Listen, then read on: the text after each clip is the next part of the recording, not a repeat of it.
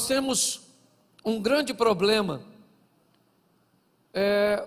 permeando a nossa sociedade num todo: o descredenciamento, a perda da credibilidade. Isso é algo que não vem de hoje, já há algum tempo. Nós ouvimos e vemos a desconstrução da credibilidade de diversas instituições.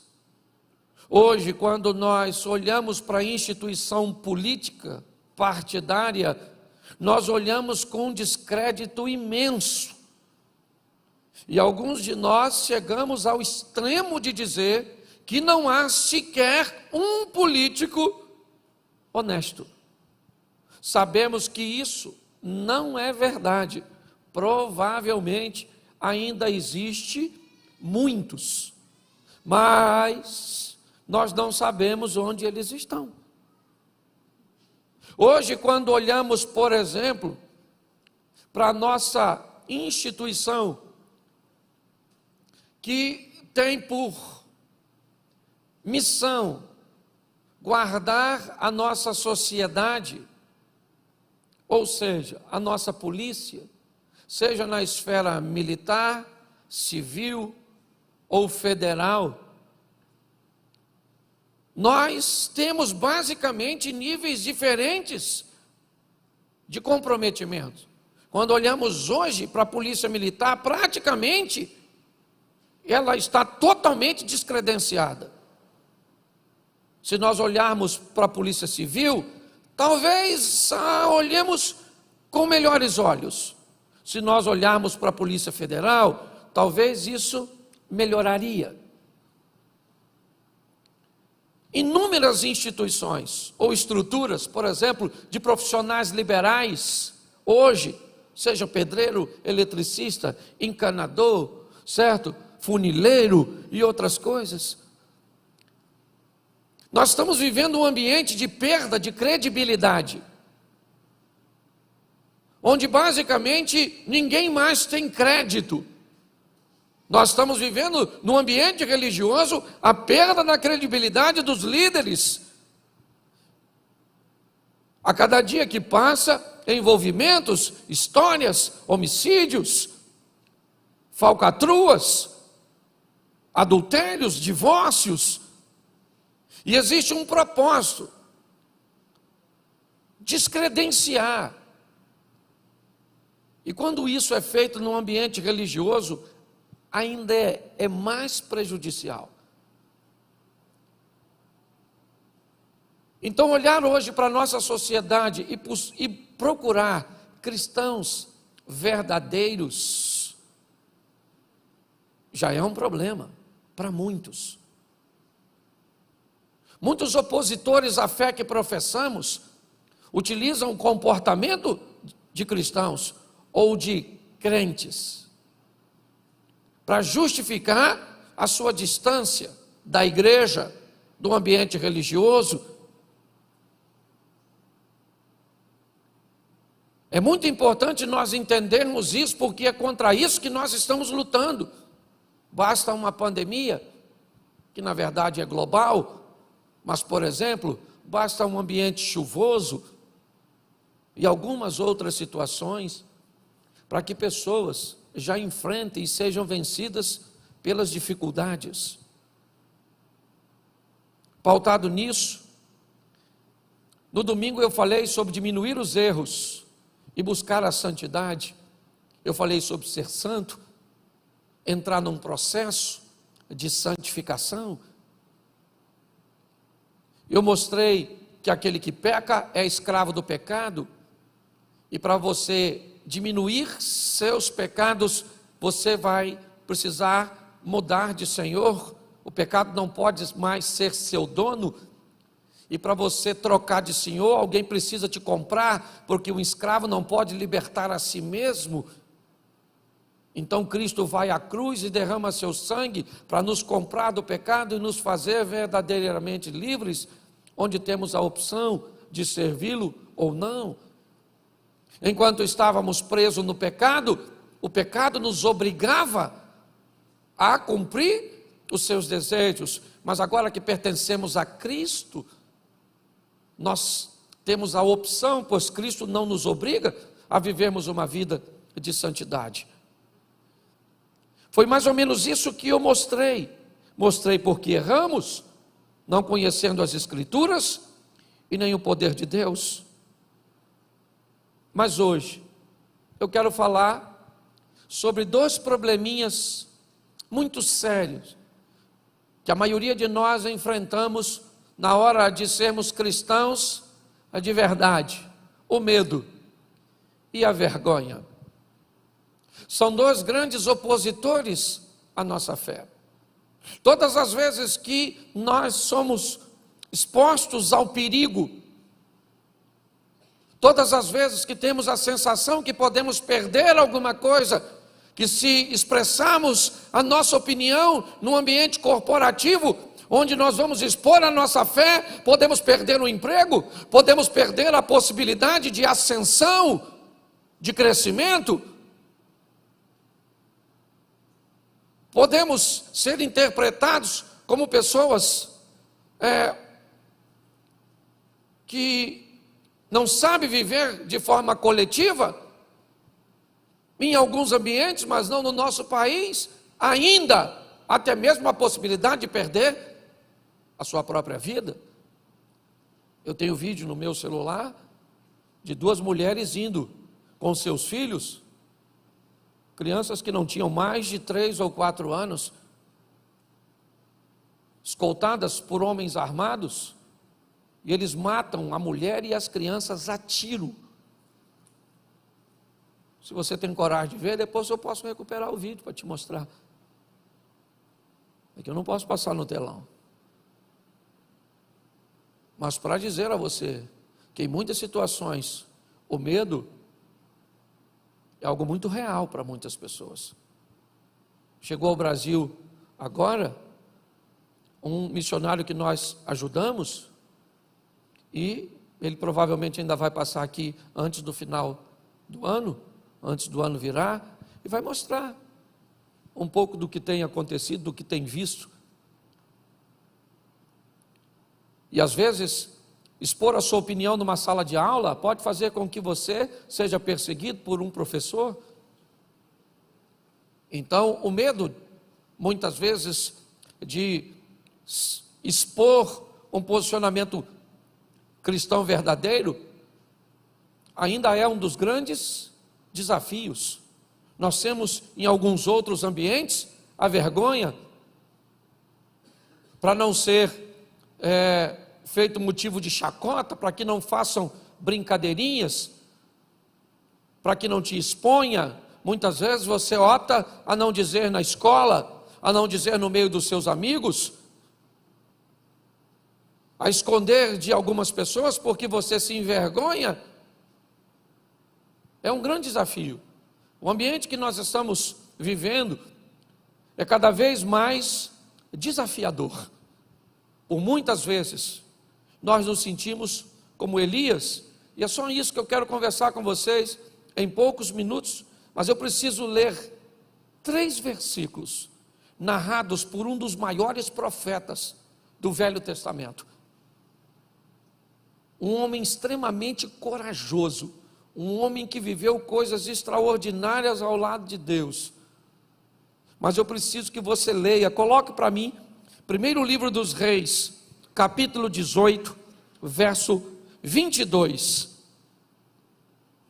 Capítulo 18, verso 22, primeiro livro dos Reis. Então disse Elias ao povo: só eu fiquei por profeta do Senhor, e os profetas de Baal são 450 homens. Capítulo 19, verso 10. E ele disse: tenho sido muito zeloso pelo Senhor, Deus dos exércitos, porque os filhos de Israel deixaram o teu concerto, derribaram os teus altares e mataram os profetas à espada. E eu fiquei só, e buscam a minha vida para me tirarem. ainda no capítulo 19, no verso 14. E ele disse: eu tenho sido extremamente zeloso pelo Senhor Deus dos exércitos, porque os filhos de Israel deixaram o teu concerto, derrubaram os teus altares e mataram os teus profetas à espada. Só eu fiquei e buscam minha vida para me atirarem. Feche seus olhos neste momento. Senhor nosso Deus e Pai, em nome de Jesus, queremos continuar ouvindo a tua voz. E fala conosco, Senhor, que teu Espírito tenha liberdade de agir, que todo medo, ó Pai, porque o verdadeiro amor lança fora todo medo, que toda vergonha, que tudo aquilo que não provém de Ti, ó Pai, saia do nosso coração, e que a coragem, que a segurança que vem das Tuas mãos poderosas, tomem a nossa vida, tome o nosso posicionamento, em o nome de Jesus. Amém. Glória a Deus. Amém? Isso. Para você entender o que está acontecendo, ainda no capítulo 19, no verso 18, olha só o que Deus vai falar. Também eu fiz ficar em Israel 7.000, todos os joelhos que não se dobraram a Baal, e toda a boca que não o beijou. Preste atenção, porque o que está acontecendo com esse profeta não é muito diferente do que acontece conosco, do que nós sentimos em muitos momentos da nossa caminhada cristã, nos diversos lugares que compõem o nosso estilo de vida social. Nós estamos olhando Elias, o profeta, por 3 vezes, isso ainda é mencionado lá no Novo Testamento, em Romanos, mas por 3 vezes aqui, ele está falando sobre solidão, falando sobre um estilo de vida onde ele se sente só, onde tem poucas pessoas para oferecerem apoio umas às outras.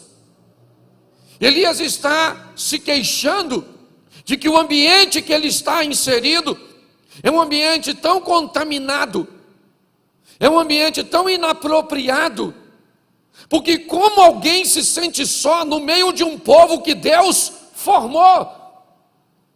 Esse cara não está na Babilônia, não está na Síria, não está na Pérsia, não está na Grécia, ele não está em Roma. Esse camarada, ele está em Samaria. É importante nós entendermos isso. Esse é o território do povo de Deus. Esse é o povo cujo qual Deus entrou com mão forte no Egito para tirar.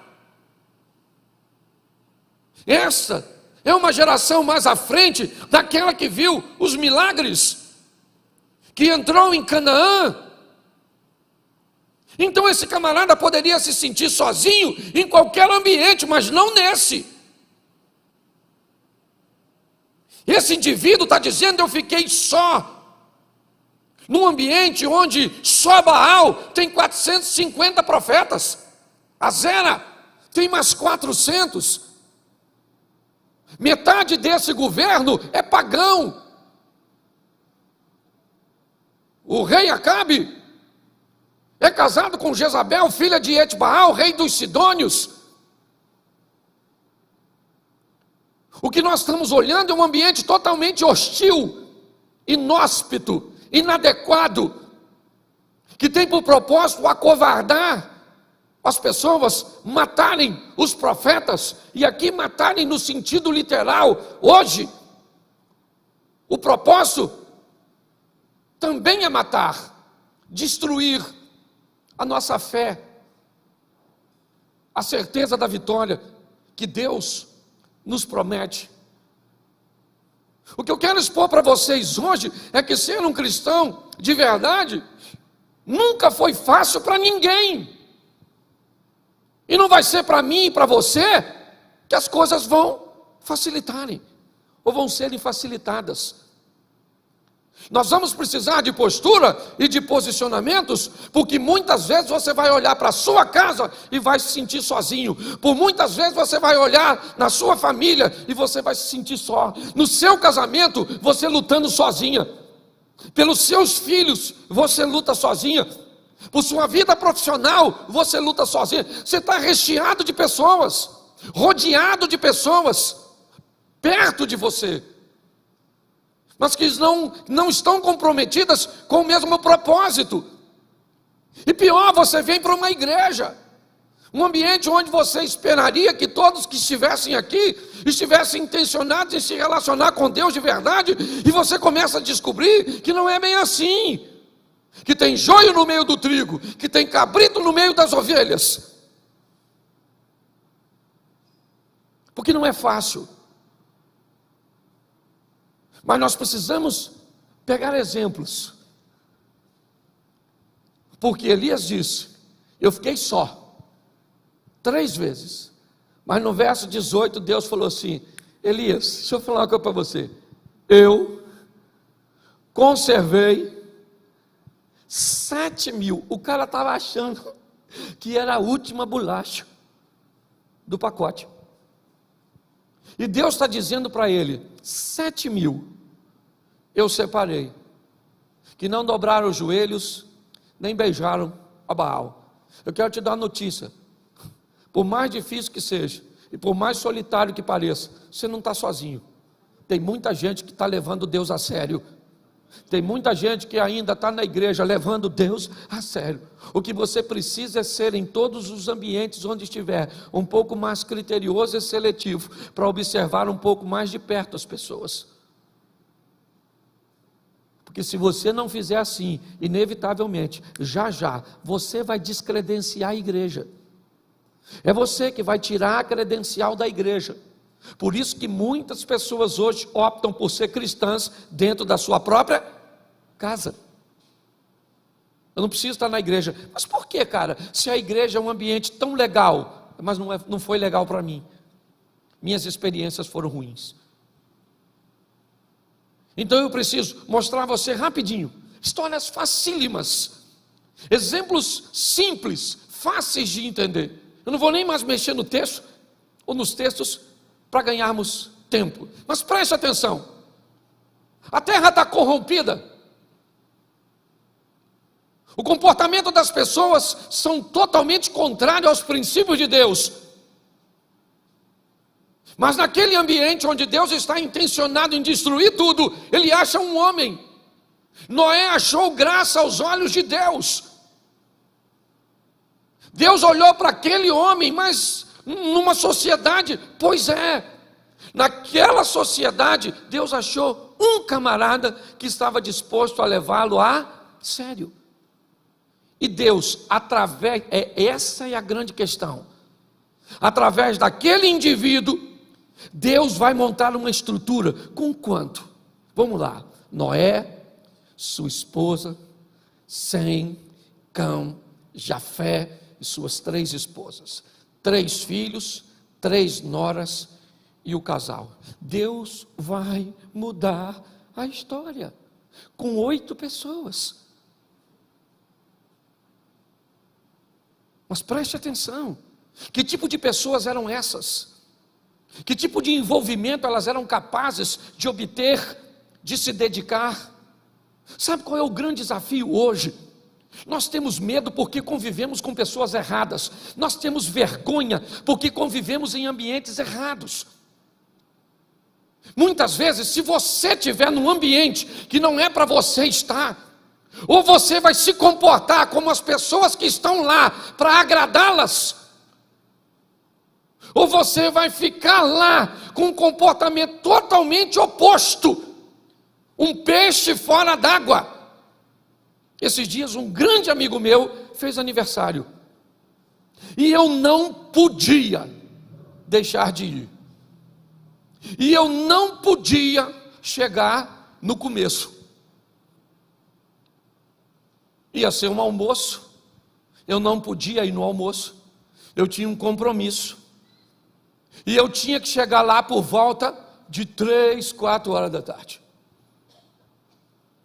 Cheguei em casa de viagem, tomei um banho e fui no compromisso, no aniversário do meu amigo. Não podia deixar de ir, o cara é meu amigão. Quando eu cheguei com o carro no sítio, a música já dizia mais ou menos o que estava acontecendo no ambiente. A música já falava para mim: Cláudio, o que é que tu está fazendo aqui? Eu falei, e eu respondi para mim mesmo: eu vim dar um abraço no meu amigo. Menino, eu cheguei. Ó, até o cachorro estava bêbado. A mulher bêbada, os homens bêbados, tudo bêbado, tudo bêbado. Eu olhei e perguntei de novo para mim: Cláudio,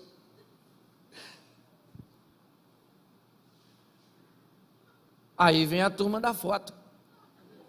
Aí é que é maneiro. Tira uma foto aí comigo? Aí eu tinha umas 50.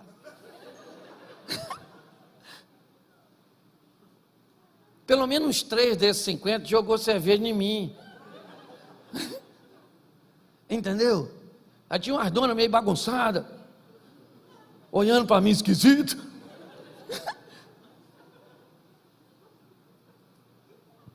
Querido, deixa eu falar uma coisa para você. Eu dei um abraço ao meu amigo e ele estava tão bêbado que eu acho que ele nem sabe que eu fui. Talvez vai descobrir se existe isso. Aí eu cumprimentei, dei um abraço, comi um pedaço de carne, fiz aquela. Fiquei uns 30, 40 minutos, onde a maior parte foi de foto. E aí eu pergunto quantas pessoas viram aquelas fotos e devia perguntar: o que é que o pastor Cláudio está fazendo num ambiente desse?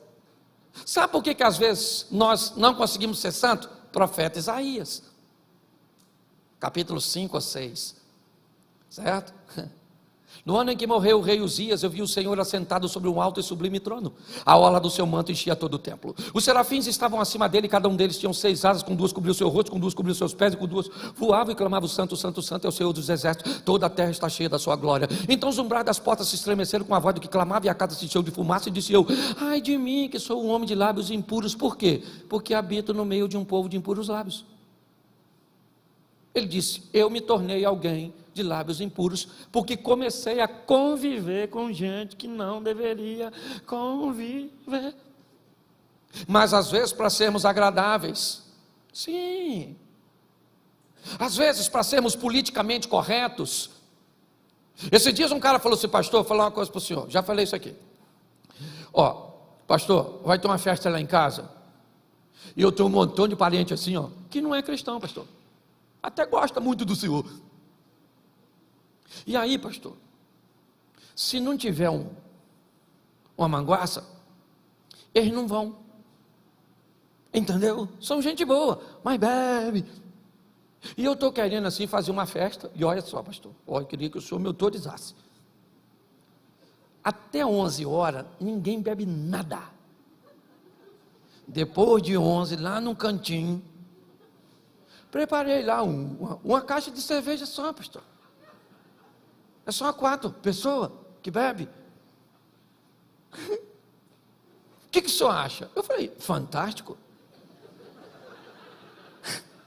Fantástico, genial, certo? O senhor botou num cantinho a caixa de cerveja, os seus parentes vão lá, a gente boa, depois de tal hora, certo? Você vai respeitar, eles vão beber. Ele falou: o senhor achou? Eu falei: achei legal. Só queria fazer uma pergunta para o senhor. Quando o senhor vai na festa na casa deles, quanto tempo eles ficam sem oferecer bebida para homenagear você? Ele falou assim: homenagear?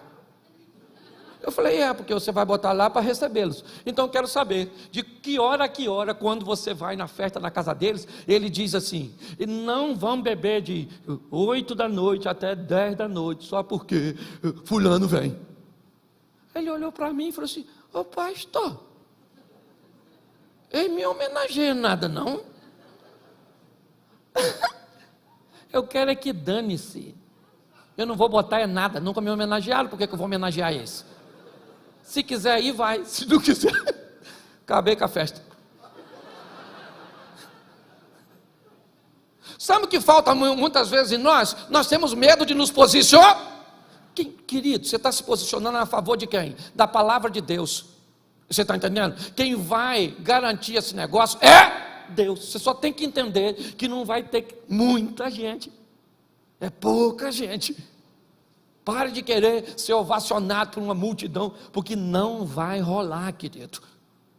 O mundo jaz no maligno, entendeu? Então, se você vai agir certo, não espere bandeiras. Não. O negócio que vem é perseguição, então é pouca gente. Presta atenção. Olha como é que as coisas funcionam. A Síria invade Israel e pega uma garota. Quantas garotas? Uma! Não podia levar uma menina? Uma. E leva para a casa de Naamã. E na casa de Naamã a menina está sozinha. Sozinha. Não tinha amiguinha para orar com ela, não tinha ninguém para ler a Torá com ela, não tinha. Lá era pagão. Era Rimon, você está entendendo? Que governava. Ela trabalhava naquela casa, e naquela casa, sozinha, ela resolveu se posicionar com Deus.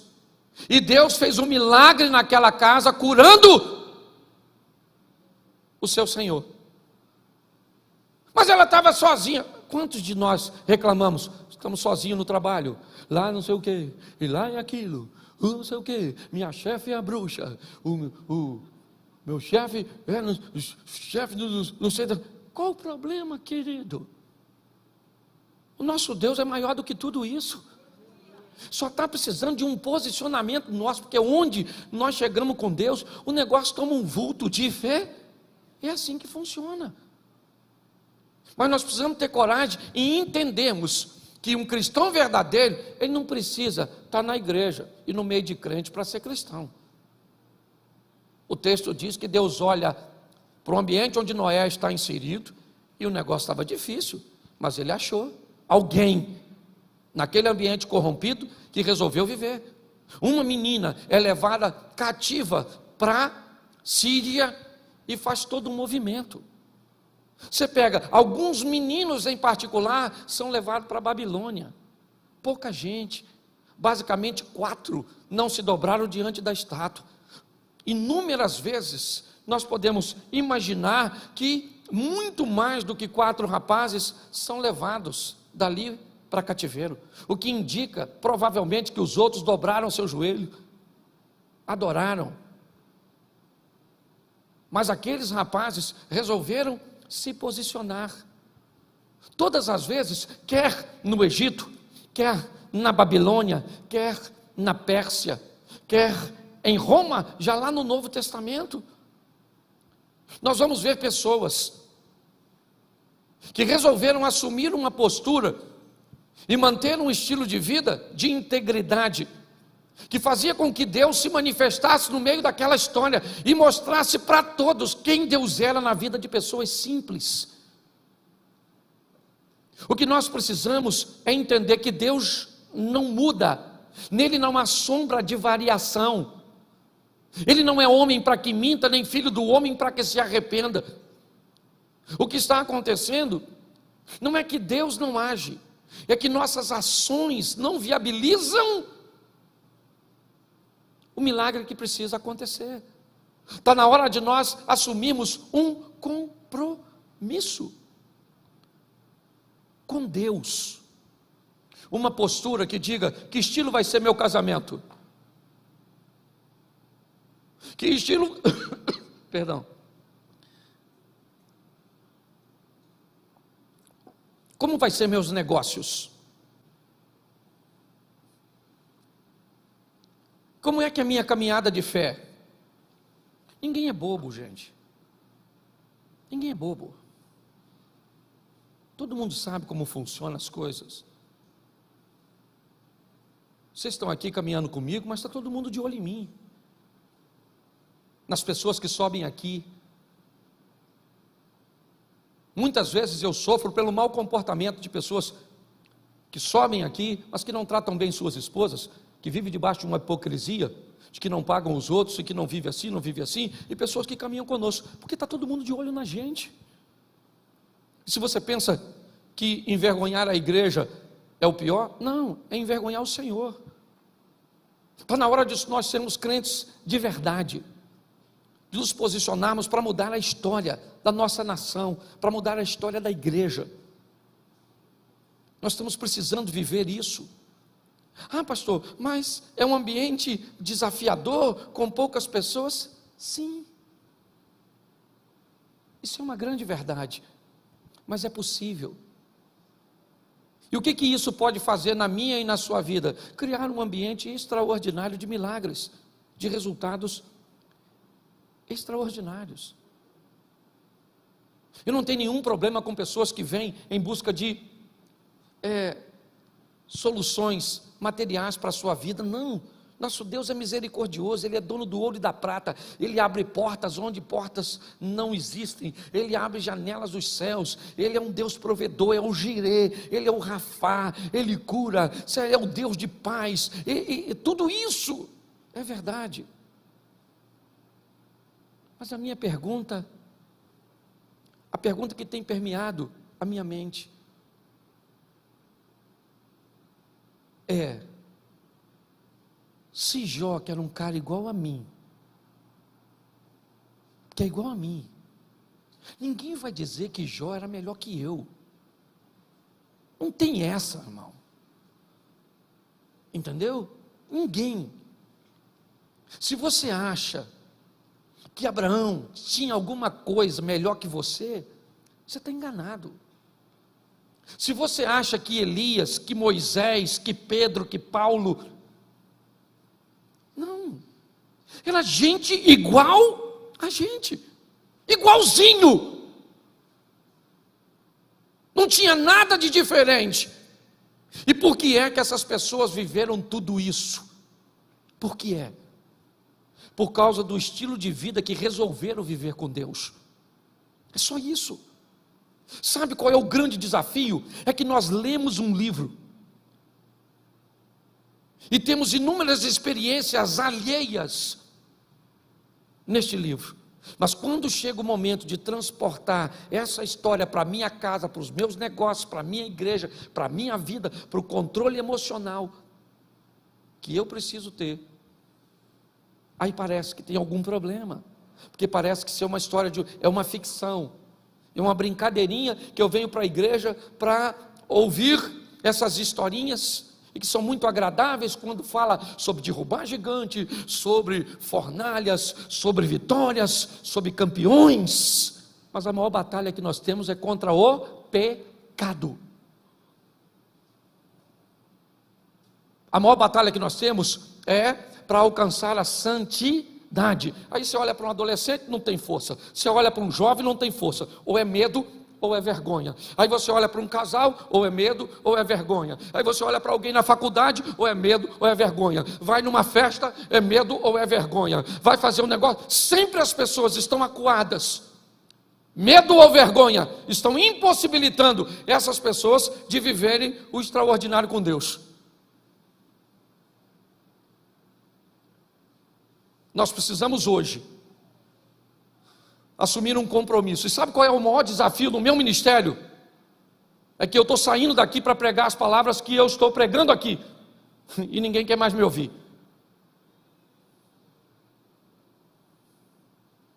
Eu tenho provado isso em alguns lugares por onde tenho passado.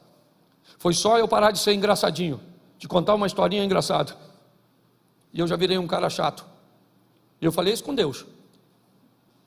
Falei, Senhor, pô, estou a fim de botar o povo para cima, contar uma historinha, e não está rolando mais. Você sabe por quê? Porque nós estamos em última hora. Jesus está voltando. E antes da gente ir embora, Ele está querendo nos dar uma oportunidade de vivermos o extraordinário.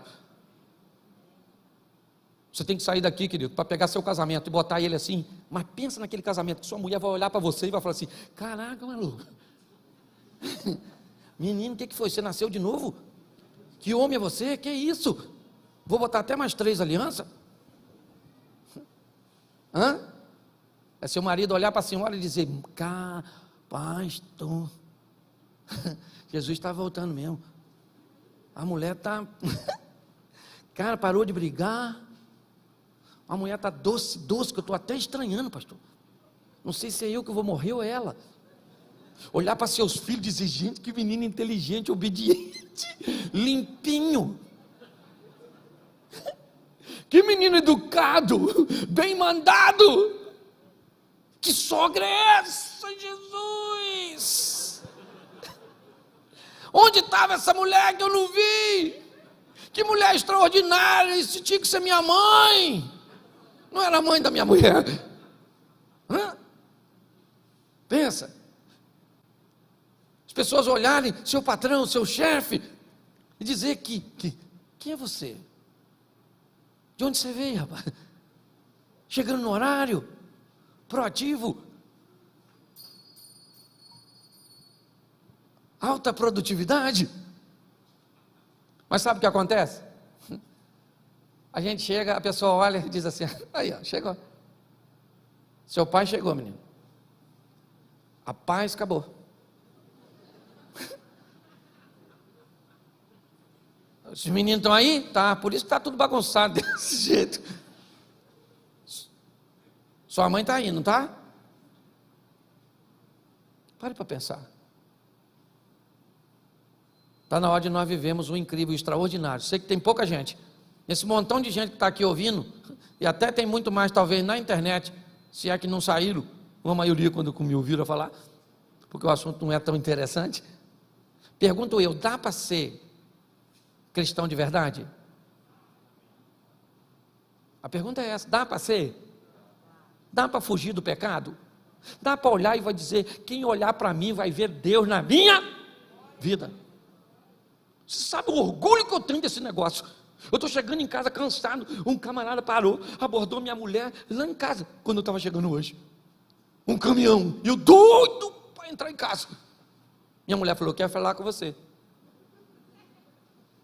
Eu falei: quer entregar alguma coisa? Não sei, quer falar contigo.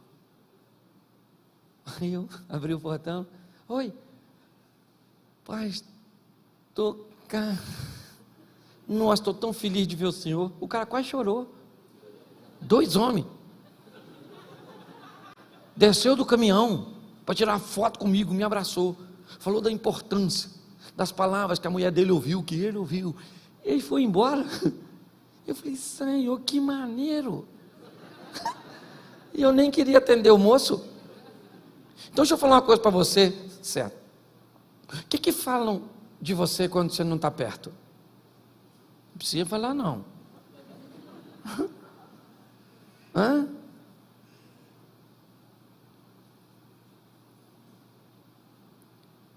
Eu acho que nós precisamos nos posicionar. Cristãos de verdade, cristãos verdadeiros, eles têm medo, sim ou não? Sim ou não? Claro que tem.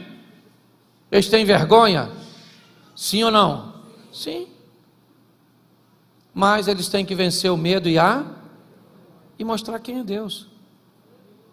É isso que nós vamos ter. Tem hora que tem que ter medo.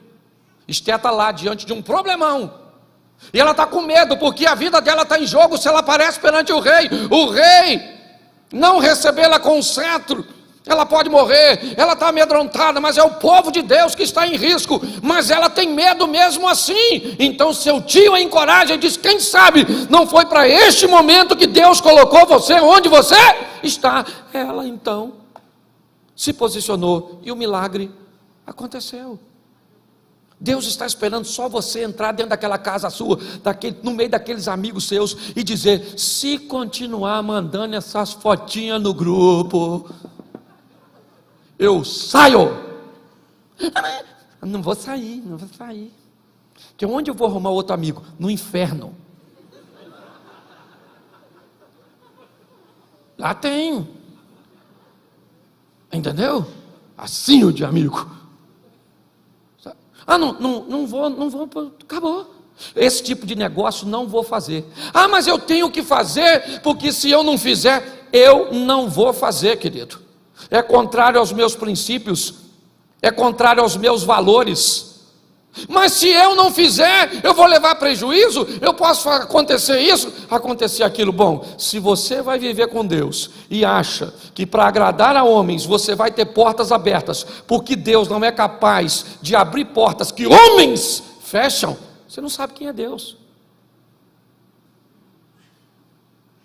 Se você não é capaz de entender que uma mudança sua, obedecendo a Deus, pode pegar o coração do teu filho, do teu marido, pode pegar aquela enfermidade que tem matado tanta gente e fazer com que o milagre aconteça dentro da sua casa, você não sabe quem é Deus. Está na hora de tomarmos a responsabilidade e mostrar para essas pessoas, porque a mídia e essa estrutura estão tentando descredenciar a igreja, estão querendo difamar, e muitas vezes, infelizmente, até com histórias bem verdadeiras. Mas nós precisamos de um posicionamento. É isso. Onde? Na Babilônia, e não na igreja. Ser crente na igreja é moleza. Difícil é ser crente lá, no batalhão, campeão, lá no meio das polícias. Difícil é ser crente lá no seu ambiente de trabalho, lá na faculdade, lá na aula de filosofia, lá onde você estuda.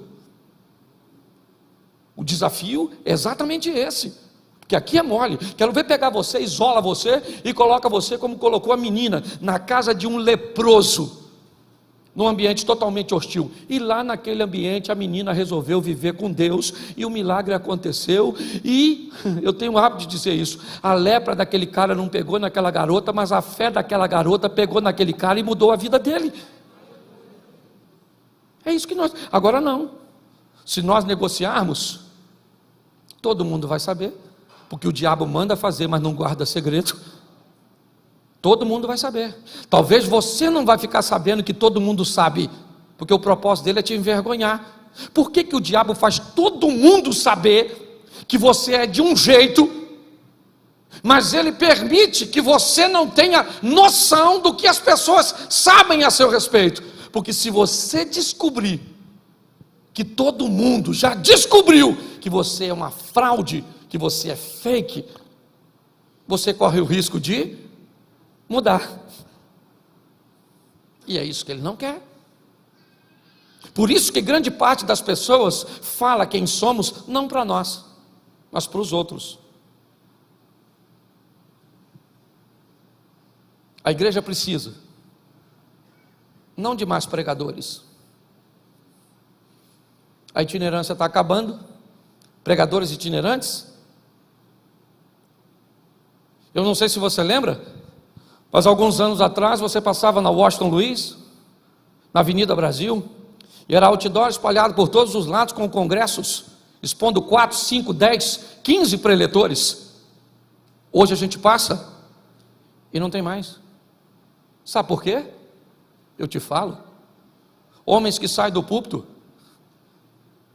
e vão beber cachaça e uísque. Homens que saem do púlpito e vão para prostíbulos. Homens que só sobem no púlpito se receber ofertas astronômicas. Homens que sobem em púlpito e tratam as pessoas que o recebem de qualquer maneira.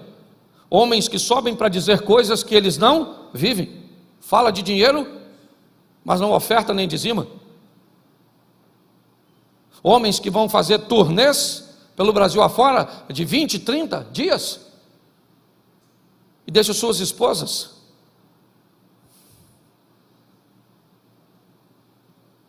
Pastor, tem tudo isso? Tem. Mas tem muita gente séria, comprometida com Deus, que sai do joelho para o altar, que não cobra R$1 para pregar, que trata todo mundo bem, que não é um profissional do púlpito, mas é um ministro do evangelho verdadeiro. Mas pasmem vocês, por causa desse grupo, o ministério itinerante, e eu posso dizer para você, hoje não sou mais o primeiro a nível de mais convites, mas já cheguei a receber, no auge do meu ministério, mais de 150 convites por dia, para pregar no Brasil e fora do Brasil. Abner caminha um pouco e sabe do que eu estou falando. E sabe o que é isso? Uma instituição sendo descredenciada por um grupo. É isso que nós estamos vivendo. E sabe o que é pior? Estão descredenciando Deus do coração das pessoas, por causa do comportamento de algumas pessoas que se dobram, que negociam, que abrem concessão. O meu pedido a vocês aqui hoje, não de Deus, o meu, é de socorro. É de socorro. Porque o que estamos precisando são pessoas que sejam enviadas, saiam daqui agora. Porque eu estou falando aqui 300 pessoas, 400, talvez. Mas se cada um de nós sairmos daqui, para mostrarmos para as pessoas que estão ao nosso redor, quem é o nosso Deus, esse jogo vai virar. Esse jogo vai virar. E aí uma carta, ou melhor, um texto escrito, e eu fecho aqui. Bem interessante, do profeta Malaquias, do capítulo 3 e o 10, nós usamos muito para falar de oferta, mas eu gostaria de lembrar os irmãos, que não tem problema nenhum falar de oferta nesse texto, mas é só lembrar que esse texto estava sendo direcionado para os sacerdotes e para a liderança. Mas no final desse texto, põe para mim aí, campeão, Malaquias, capítulo 3, verso 17.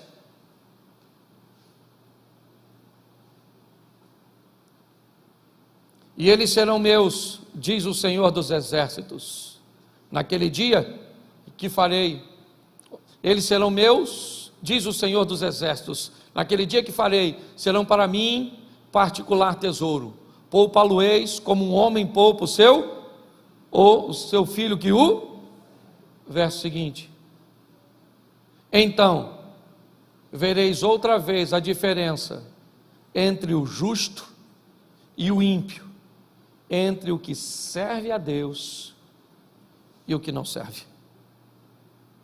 Deus não vai tolerar. E Ele pede de mim e de você uma mudança de postura. Isso tem ardido no meu coração. E pode ter certeza que aquilo que eu prego aqui, em primeiro lugar, eu procuro aplicar na minha vida.